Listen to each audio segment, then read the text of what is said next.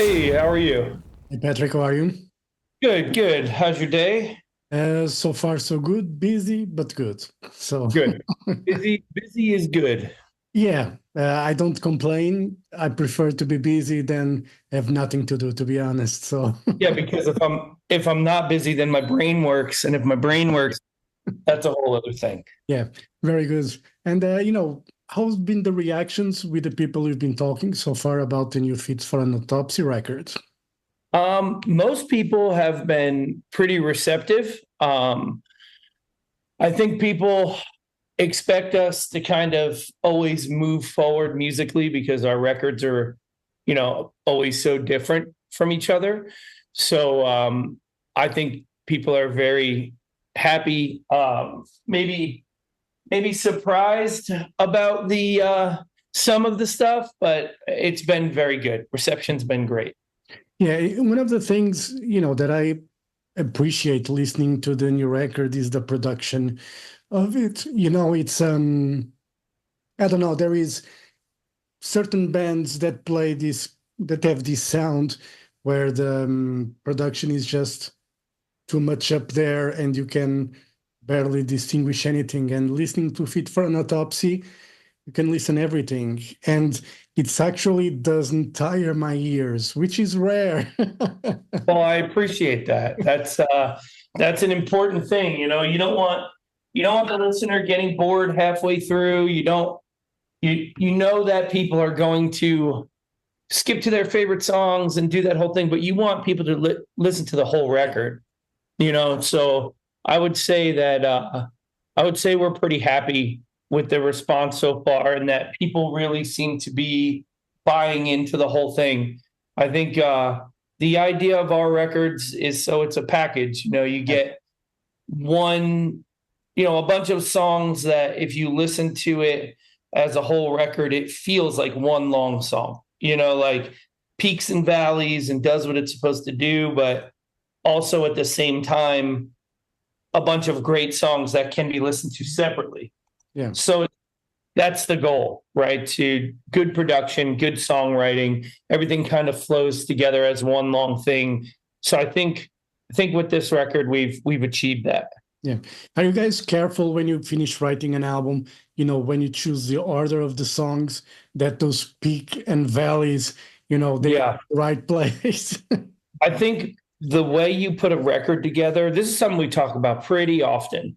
I think the way you put a record together is as important as the way you write the songs, because you can have 10 great songs, but if they don't feel like they flow, Yeah. it creates an issue with the record. Like we talk about those old Metallica records and how there was like a formula. And if you go back and you listen to those records, you can see like starts off with your intro, has a banger, has another banger, then it's got something with like a little more melody and flow to it. Like it brings you up and down through the whole thing. It's not just like um a mixture of cool songs. Yeah. There's thought there when it comes to the way that you're, putting the songs together, and the way the album flows. So that's a really important thing, especially for me. I think that makes or breaks a good record. You know what I mean? Yeah, because I remember, in the 80s, there was, you know, some bands that shall not be named anyway, but they would have the singles first, one or two, Yep. three great songs, and all the rest was Fluff, absolute. fluff, and garbage. Yeah, absolutely. Well, I mean, what's the point of writing a record if people are, you're going to release the singles and then it's over? You might as well just release singles, And I mean, people do that now, like pop music, hip hop, like all different types of music. They're releasing these singles, and they're doing it in a way where they're having great success just putting out a few singles a year, and then they put a record out once every couple of years, and the record's okay, but the singles are the thing that keep them alive. There's a formula to that too, but I think in the metal world, we strive, and especially the listener wants something that's a unique piece of music, Yeah. and I think that as a band member and as somebody who's putting out something for people to buy, Yeah. you want to give them something different, but you also want the listener to feel like it's familiar, but you want them to feel like it's new at the same time, which is it's all a challenge, you know, like you're like, here's this pizza and you've had it a million times, but we did a couple of things different, but it's still familiar and it still tastes like a pizza, but it's going to be a little better than last time. Yeah. And that's hard to do, you know, because you don't want to promise somebody a pizza and give them a hamburger. You know what I mean? Then they don't want it. You know, they have expectations. You know what I mean? And but you're talking about that, and I was thinking that a lot of labels now, they are betting on the streaming platforms more than physical releases, which is a bit anti-metal and anti-metal fans in a way, because even though I have my Apple Music account, I put the albums there when I'm driving the car, but at home, as you can see, there's CDs, there's records and vinyl. CDs. I still very much, and I'm not a singles guy, to be honest. And I hate radio edits when, fucking hate all that. Just give me the album, give me the songs. I want to listen to the whole fucking thing. I don't want just a single. Sure. You know? But that comes with age too, right? Like I'm gonna guess you're in your 30s, right? No. I'm almost 50. Okay. All right, so me too. So I'm 48, and at my age, I experienced something very different than people who are half my age. Yeah.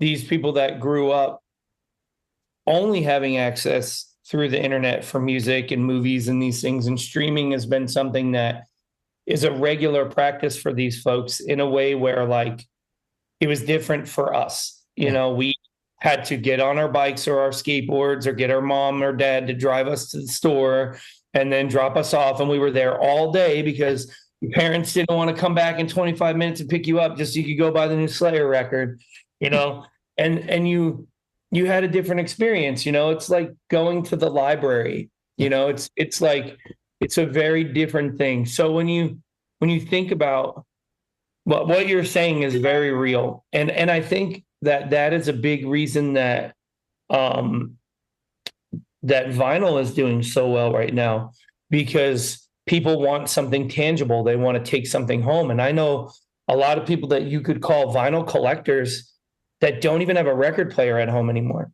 Yeah. And it's like, it's a very different game now, but the structure of a record can make or break your record sales. It really can. Yep. And I think streaming platforms are the devil, but also great at the same time.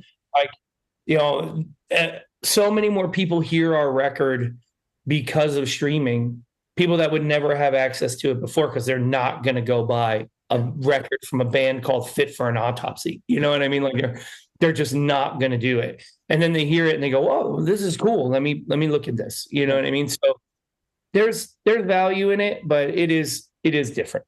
Yeah. And when did you guys start working on the songs for the new album? Some of this stuff was kind of song starts that we had from the last record that we really liked, that Will Stuck in a Vault. Yeah. And some of it is new. I think that a lot of bands do that. They start working on things that don't necessarily come to fruition right away. And so we cheated a little on this one. We had some stuff kind of looming in the background that we were really excited about. But I would say we really started like chipping away at it maybe 2 months before we got in the studio to actually record. Yeah. It was a pretty quick process this time. Yeah. It's good to have stuff in the back burner, so to say, instead of, I don't know, depends on the artist and the musician. Some artists and some musicians, they prefer to have nothing and start from scratch. Others, if they have ideas from 2, 3, 4, 5, 10 years ago, they can get some stuff out of it. So, yeah. Well, I think it's important to remember too that the process isn't always the same. Like some songs you sit down and you're like, oh, this riff is cool. Let me put some drums under this, and you instantly get an idea, and you can write a song in 30 minutes. And then there's the song that has been killing you to write for 8 years, that you have all these cool parts, but you don't know how to tie them together. So the process is definitely it can be easy or it can be the worst thing on earth. And there are some riffs that are great that will never see the light of day because you just can't figure out what you're supposed to do with it. You know what I mean? Is it frustrating to have, you have like a great riff and then you just cannot use it? Yeah, of course. I mean, it's one of those things where like everybody will be like, yeah, that's cool. I just don't know where it fits. And then it just, you have this great idea and you're hoping like, oh, this is sick. Like, I like this. Maybe we can, get somebody else's take on it and they can come up with an idea, and you just kind of hit a wall, and then you're like, oh, just going to throw it back in the pile and, start someplace else. And then 10 years, you're like, oh, this is awesome. And then you write a song then with it, so yeah, it can be a thing. Yeah. Definitely. When I think of riffs, I think Black Sabbath, and, Tony Iommi was and still is like a riff master. And it's amazing how you knew exactly what song it was, what was the name of the song just by the riff. That's an art that not everyone can probably achieve in a way. And I'm just imagining having what you think it's a great riff, but not being able to use it. And it probably could be the next Iron Man or something. Yeah. Yeah, it's hard, it's definitely it's more frustrating to have a good idea that gets held up than to have a bad idea that you get rid of. Yeah. I guess, because like, who knows? Like, so, Black Sabbath, Masters of Reality, like one of the best compilation of riffs on a record. Like, how do you write that? Like, how does that happen? And then, imagine writing one of those riffs and just somebody being like, I don't know. You know what I mean? And then you throw it away and it could be $1 billion riff. You know what I mean? Like, who knows? But yeah, it's just, you got to take the good with the bad. And like I said, I would rather write something that my guys are like, ew, dude, that's terrible, than write something and have everybody be like, this is fucking awesome. And then just, it goes nowhere. You know what I mean? Yeah. It's frustrating. And I do agree. Black Sabbath is, when it comes to riffs, there's so many of those riffs that are just stuck in my head forever. Just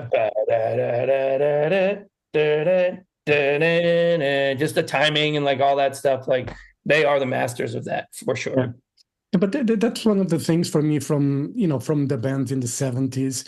It's how they were, how they got in the studio. They put a record in a week or something, and after you listen to Black Sabbath, listen to Deep Purple, and all those records are timeless. I mean, they're not the songs, you could say it's not the most sometimes intricate, but they work.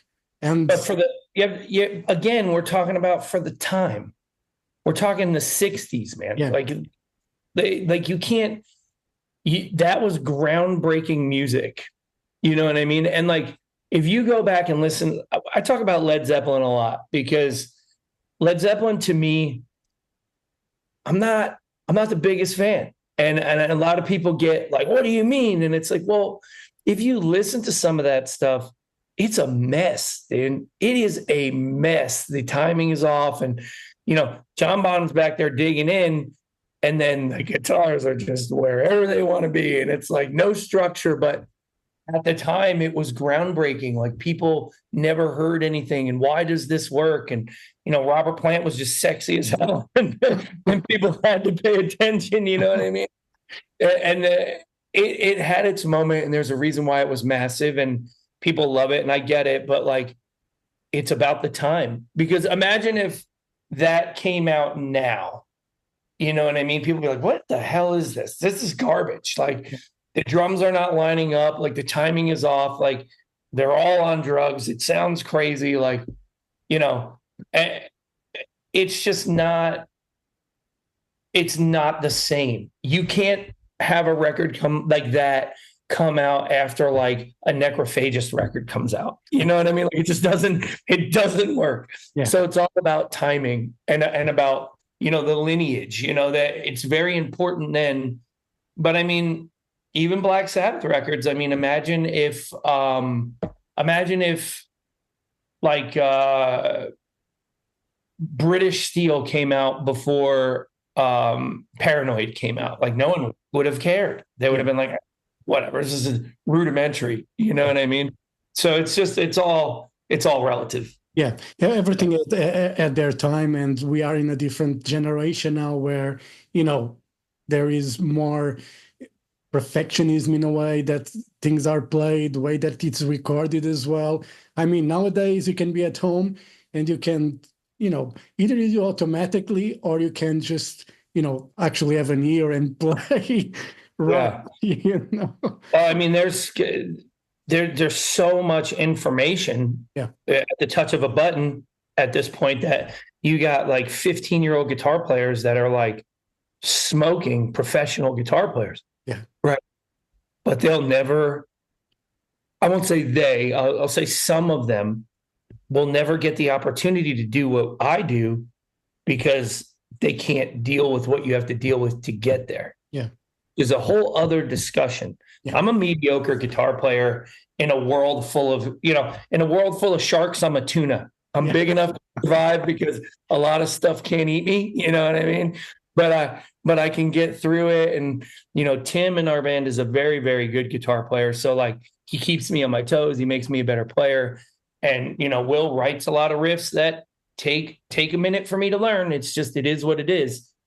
But like, a lot of those guys and girls and players and people will never get to the point of doing it because doing it comes along with something else. Like you got to eat peanut butter sandwiches out of the back of a van for 20 years. Yeah. And it's not for everyone. Not everybody's built for that, you know? Yep. Like I know a lot of players out there that try and they cannot do it. They just can't deal with it. I mean, my wife, if she was on this podcast right now, or this interview right now, rather, she would say, like, I watched my husband give up everything so he could get half of what he wanted. You know?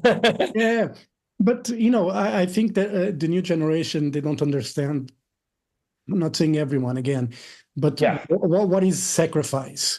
And the work that you have to put into, because it's very easy to put your phone on a tripod, get a good light, and film yourself shredding and playing someone else's music perfectly. But another thing is to go on the road, being on a van, having to put down equipment, doing check. I mean, how many takes are these players taking to record that one 30-second blip of music that everybody's like, oh my God. I mean, don't get me wrong. You got guys like Rick Graham and Guthrie Govan and that dude Spiro. He's like this new like phenom guitar player who is, I mean, it is crazy to watch them play. And I think that dude's doing that stuff in one take because it's scary to watch, intimidating. Like, come on, man, cut it out. Save some notes for the rest of us, you know? Yeah.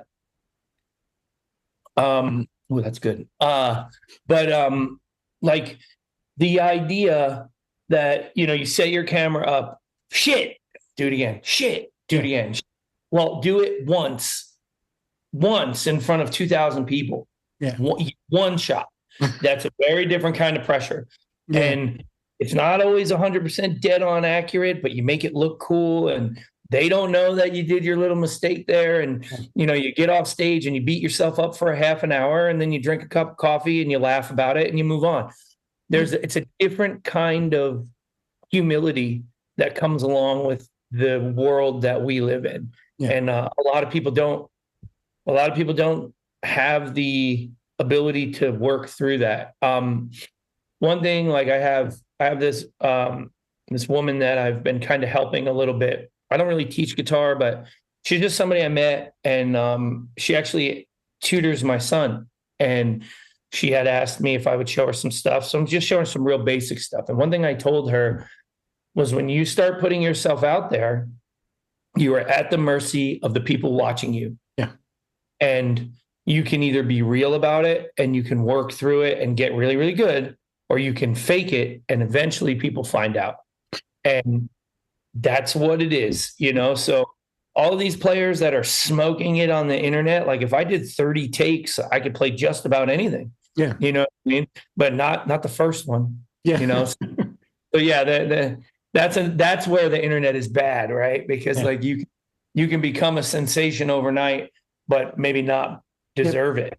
Yeah, You know? but those guys, as I mentioned, they're probably very proficient, technically.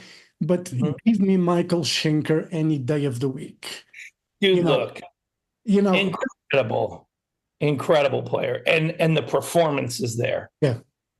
And you were saying, for me, it's, and I say this all the time, it's when a band play live and makes a mistake. I know some musicians, as you said, they beat on themselves like for some minutes after the show because of the mistake. But those slight imperfections is what make a perfect show, because it shows the human side of an artist and of a band, and that's real. What's happening? Yeah, there's plenty of players out there with those backing tracks on that are, that are really good at acting. And and again, not to say that Fit for an Autopsy doesn't use tracks, because we do ambient tracks and we do piano stuff, and we have some like third and fourth guitar player things that are, not rhythm tracks, not solos, not leads, but things that fill the room, right? And this is an interesting topic, because the expectation of the listener and the audience member has changed, because if it doesn't sound like the CD, they don't care. Yeah. Right. Yeah. So that's a big thing. And so when you get on stage, you got to play to a click. There's no more extend the breakdown at the end. There's no more add a part. There's no more, unless you're planning it every night, and then it feels contrived. Right. So like, there's none of that. There's no more, oh man, this place is going crazy. Hit it again.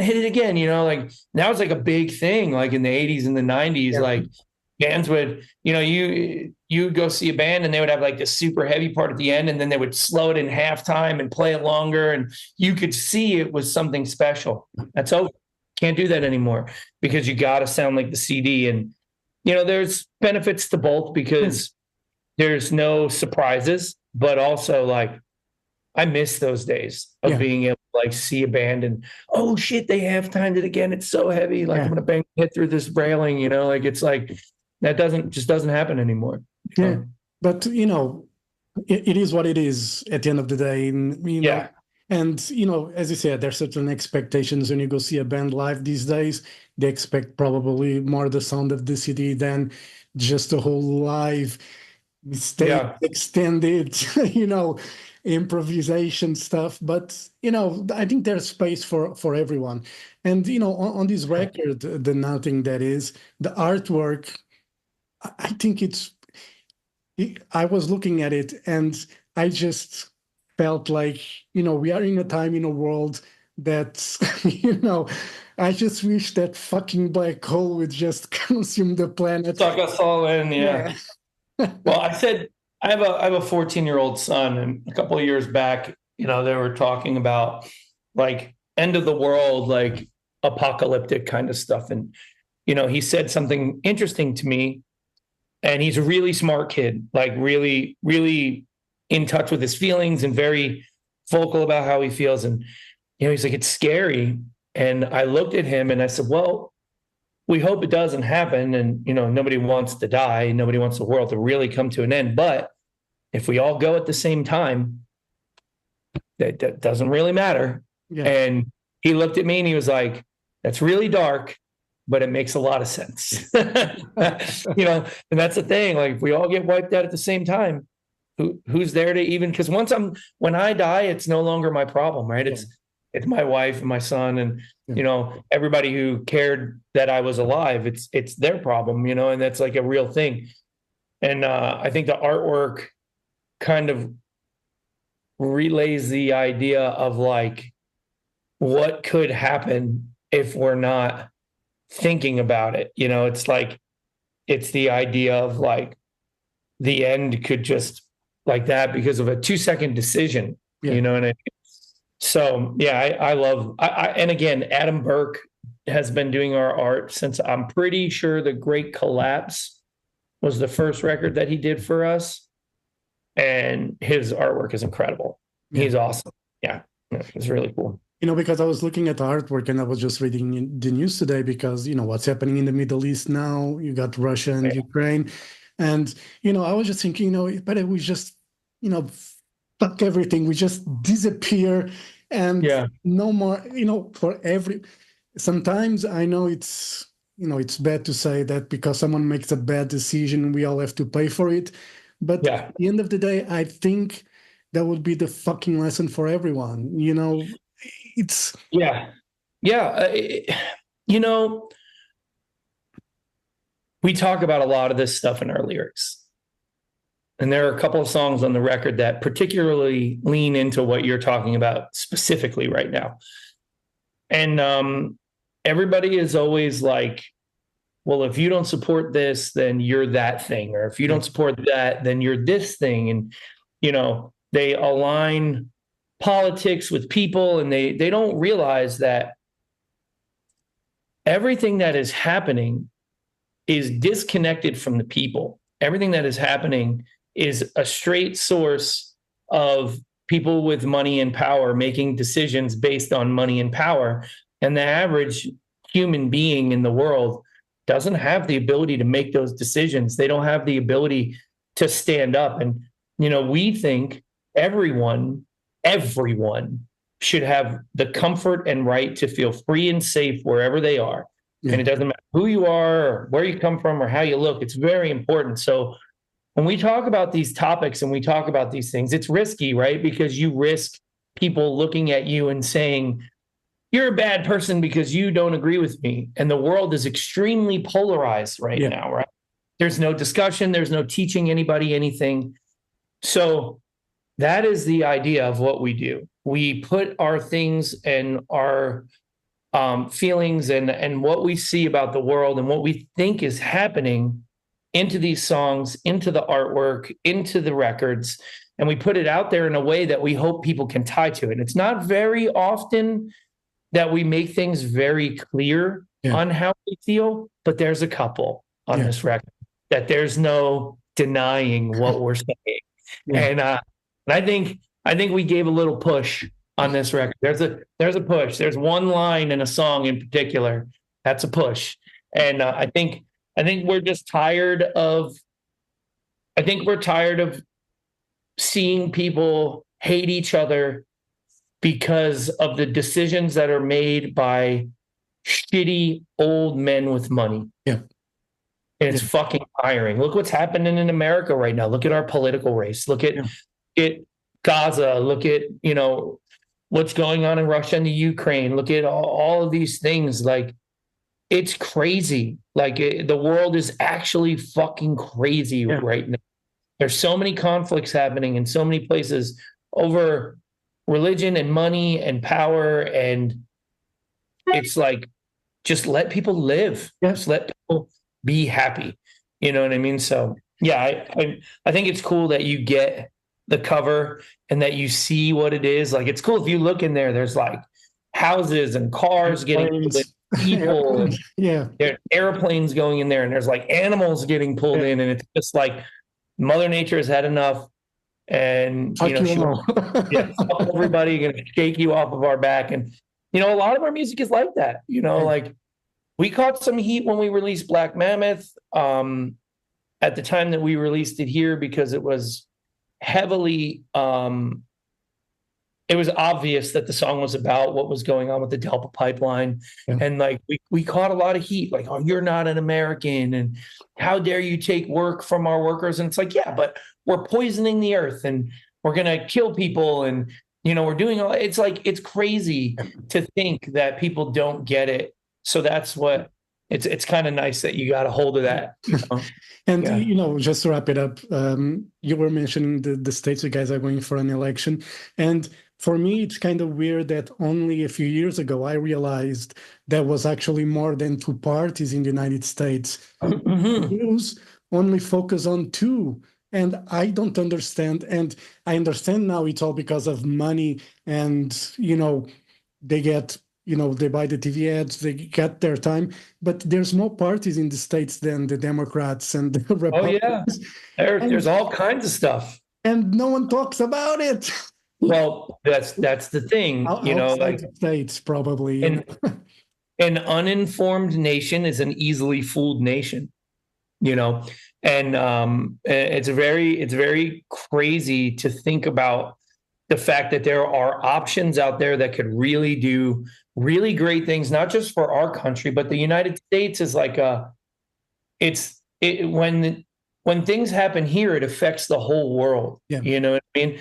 And I think that people are so focused on, this whole making things great again. Like I don't ever remember it being great. I just don't remember that. I remember it always being this way. It's just now it's got a big fucking rainbow afro and a squeaky nose. It's a clown show. Yeah. You know what I mean? Now it's like you can't escape it. And when I travel to other places and I talk to people, it's embarrassing because people are like, the American dream is dead. It used to be a place that people strive to go. And now people are not interested in this place anymore. And it's all a sham. It's all a joke. And like, it's, I don't know. I don't see it going anywhere good anytime soon, to be honest with you. But I don't think it's just the US. I think it's the whole fucking world is shifting to a stage where I think we're going to have a lot to worry about in the next few years, other than thinking about peaceful and whatever. I think we are on a dangerous curve at the moment. And, I hope the new generation will get up from their phones, from their TikToks, and go vote and actually, be part of society, talk, have discussions, because that's what they need to do as well. Well, you want to know what I honestly see as being a huge change?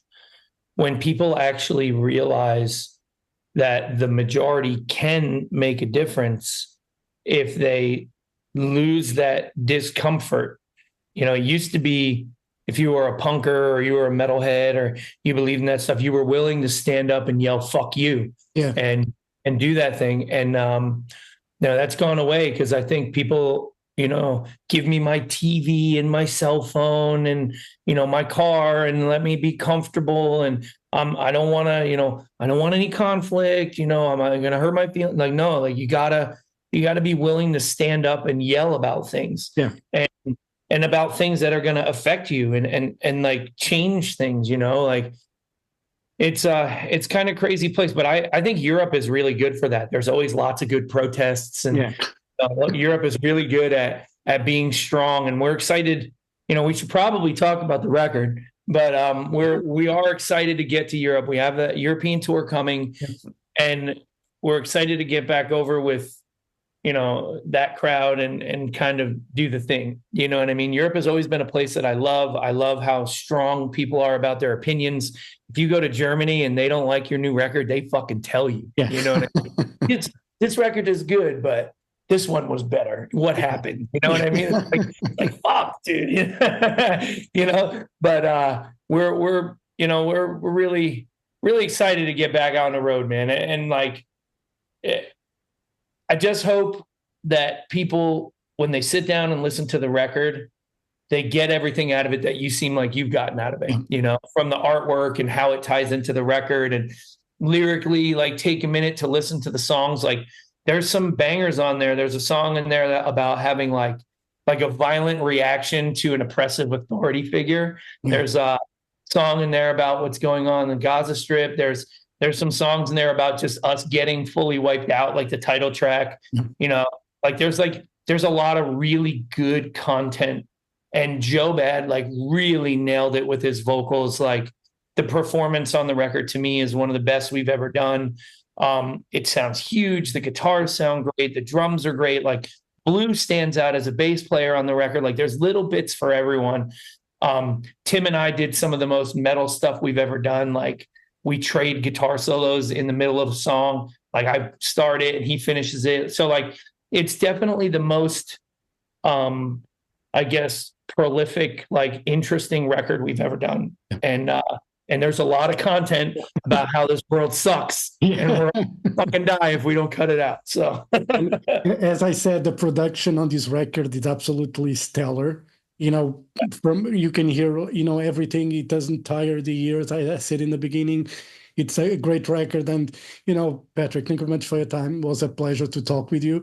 Hope to see you guys in Portugal soon. You're not playing in this one, so. But, you know, next year, there's always next year, you know.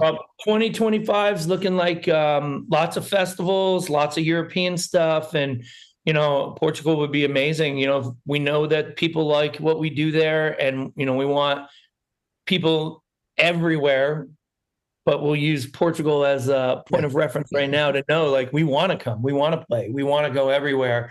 You know, the whole idea of this is I'm never going to be a millionaire playing heavy metal, but I'd love to go everywhere that I could and meet everybody that gives a shit about what we do. So I don't care if there's 100 people or 1,000 people at a show, like we just want to go play. Yeah. So let's make it happen. Portugal, let's do it. Yeah, let's do it. Pat, thank you very much for your time. All the best and hope to see you soon. All right. Thank you. I appreciate you. Thank you so much. Thank you. Bye-bye. Thank you, my friend. Bye.